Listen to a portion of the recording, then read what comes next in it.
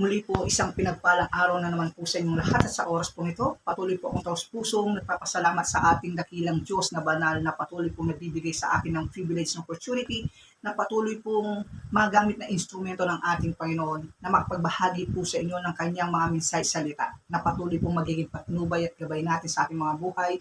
Minsay salita po ng ating Panginoon na patuloy pong magbibigay ng sapat na kaalaman patungkol sa kanyang kalooban at mensahe at salita po ng ating Panginoon na patuloy pong magbibigay ng katatagan sa ating pananalig at pananampalataya sa Kanya. Muli po sa panguna ng Banal na Espiritu at sa ngalan po ng ating Panginoon Yesus, nais ko po muling magbahagi sa inyo ng kanyang mensaheng entitled, Now is the Time, Surrender Now.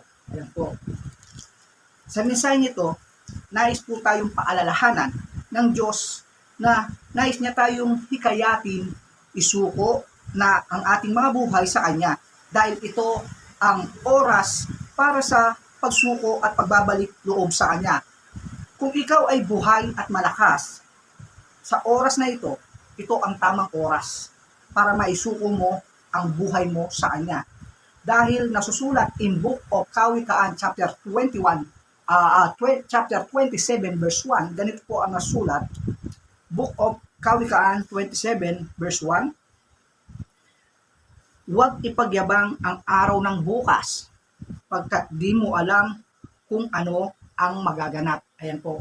Marami po kasing mga tao na kaya po hindi nila maisuko-suko yung buhay nila sa Diyos o hindi po sila nagbibigay ng importansya patungkol sa Diyos dahil po ang akala nila sila ay malakas, ang akala nila sila ay sagana na sa buhay na parang hindi na kailangan nila ang Diyos, na parang iniisip nila na kontrolado nila ang bawat oras at araw sa kanilang buhay.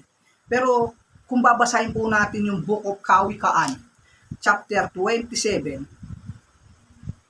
kung gaano sinabi dito na wala pong nakakaalam sa araw ng bukas. Kahit po basahin po natin ang Biblia, hindi po sinabi ng ating Panginoong Diyos na bukas ay garanting buhay tayo. Di po ba? Parang hindi po natin alam. Kaya po, gaano ka pakalakas o sinasabi mong maayos ang kalusugan mo o wala ang sakit, Diyos pa rin ang nakakaalam at may hawak ng buhay mo. Sa Book of Mga Aral, chapter 9, verse 1, ganun din po ang nasusulat. Lahat po ng bagay ay nasa kapangyarihan ng Diyos. Kaya wala pong nakakaalam. Kaya po sa mensaheng nais pong iparating sa atin ng ating Diyos na banal sa oras na to, na pinamagatang ito na ang oras at kailangan na nating sumuko ngayon. Kasi wag na po nating hintayin yung araw na pahihintulot ng Diyos sa'yo na magkaroon ka pa ng grabing sakit. Di ba? Para doon ka lang makaalala, doon ka lang makapagsisi. Okay lang sana kung ipahintulot ng Diyos na nagkaroon ka ng sakit na kaya mo pang humingi ng tawad sa Kanya. Na totoong yung makakapag hingi ka pa ng kapatawaran sa Kanya. O paano kung biglang nabigyan ka ng sakit at napakaikli na lang ng buhay mo. Di po ba? Kaya po, maraming taong pinagwawalang bahala kapag sinasabing, i-accept mo na si Lord sa buhay mo. Tanggapin mo na si Jesus sa buhay mo. Isuko mo na yung buhay mo sa Diyos.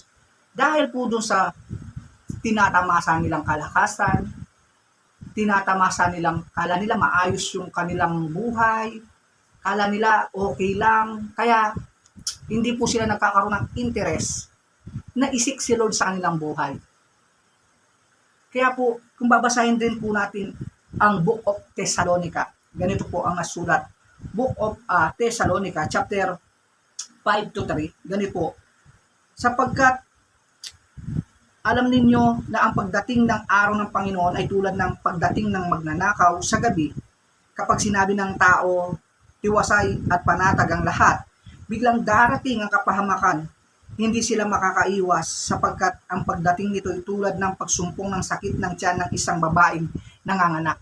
Ayan po, dito po sa Thessalonica, malinaw pong malinaw na ang pagdating daw ng araw ng Panginoon ay pagdating ng parang isang magnanakaw. Kaya po pag sinabi ng tao na, wala na akong pangangailangan, okay na ako, sagana naman ako, wala naman akong sakit, di ba? Biglang darating ang kapahamakan, di mo pa?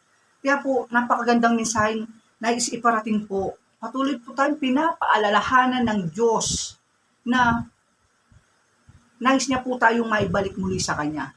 Ang sabi nga po niya sa salita niya, hindi niya po nais ang marami ang mapahamak sa atin, kundi ang nais niya ang bawat isa ay maligtas.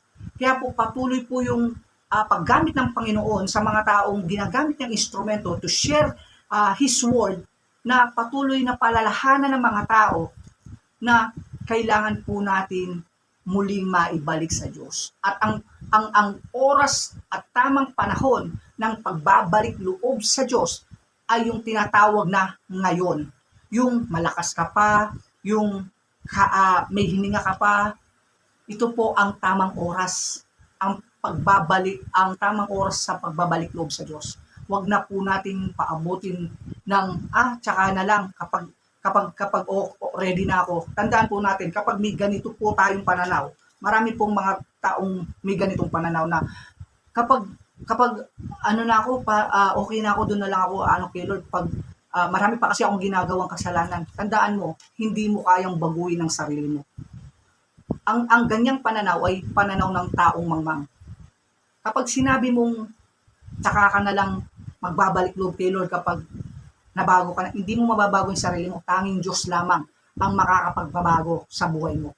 Kaya po, kung babasahin yung Book of 1 chapter 15, mababasa niyo po doon na except na nakadikit po tayo except po na si Lord ay nasa buhay natin, hindi po tayo mababago. Sabi niya, kung hiwalay kayo sa akin, wala kayong magagawa. Sabi ni Lord Jesus in John 15.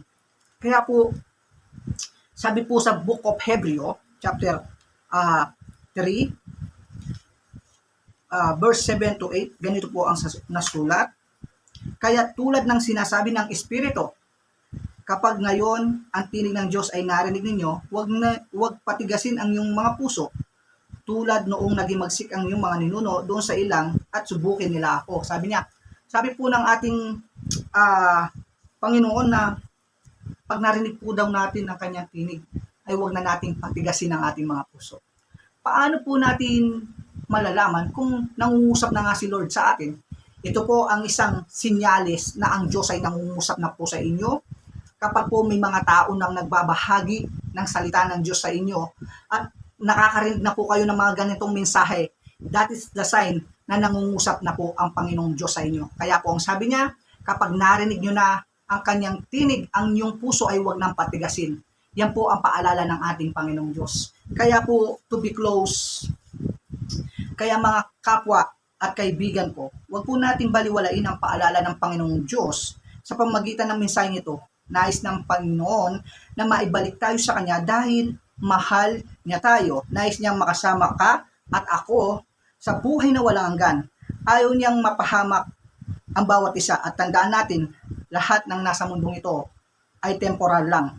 Kaya kaibigan at kapwa ko, surrender your life to God because this is the time to turn to Him. Yan po sa mumulting mensaheng pinagkaloob po ng ating dakilang Diyos na banal sa oras na to. Nawa po ay nabigyan po tayo ng sapat na pangunawa ng Panginoon upang maitanim po sa ating mga puso ang mensahe nito. Tandaan po natin, ang buhay po natin ay parang usok lang na sandaling nawawala. Sandaling lumilitaw at sandaling nawawala. Kaya we cannot predict the tomorrow because lahat po ng bagay ay hawak ng ating dakilang Diyos na banal. Kaya po muli, patuloy kong binabalik sa Diyos ang lahat ng papuri, pasalamat at pagdakila at sa dakilang ngalan ng ating Panginoong Hesus. Amen. God bless all.